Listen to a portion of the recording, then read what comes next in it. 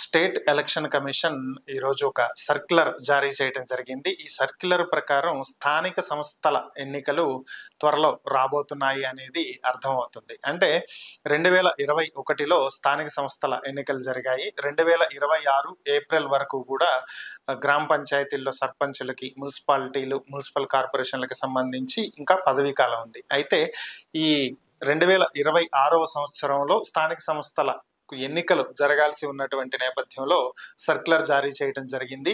October 15లోగా గ్రామాలలో అలాగే మున్సిపాలిటీలు, మున్సిపల్ కార్పొరేషన్లలో వార్డులను కన్ఫర్మ్ చేయాలని, అదేవిధంగా నవంబర్ 30వ తేదీలోగా పోలింగ్ కేంద్రాలను ఫైనలైజ్ చేయాలని, చివరిగా డిసెంబర్ 15 లోపు పూర్తి స్థాయిలో రిజర్వేషన్లకు సంబంధించినటువంటి ప్రక్రియను పూర్తి చేసి జనవరి నెలలో నోటిఫికేషన్ జారీ చేయనున్నట్లుగా సర్క్యులర్ అయితే రిలీజ్ అయింది. అంటే ఏప్రిల్కి పదవీ కాలం ముగుస్తుంది కాబట్టి దాదాపుగా 4 నెలల ముందే నోటిఫికేషన్ వస్తుంది.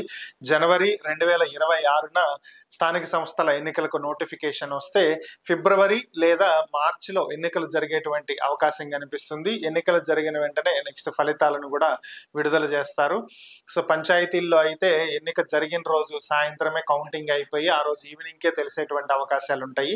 ఇక మున్సిపాలిటీలు, మున్సిపల్ కార్పొరేషన్లు అయితే 1-2 రోజులు అటు ఇటుగా అవ్వచ్చు. నెక్స్ట్ ఎంపీటీసీలు, జెడ్పీటీసీలకు సంబంధించి కూడా పూర్తి స్థాయిలో ఎలక్షన్స్ అయితే 2026 మార్చి చివరి వారం లోపు పూర్తి చేయాలని స్టేట్ ఎలక్షన్ కమిషన్ భావిస్తున్నట్లుగా సమాచారం.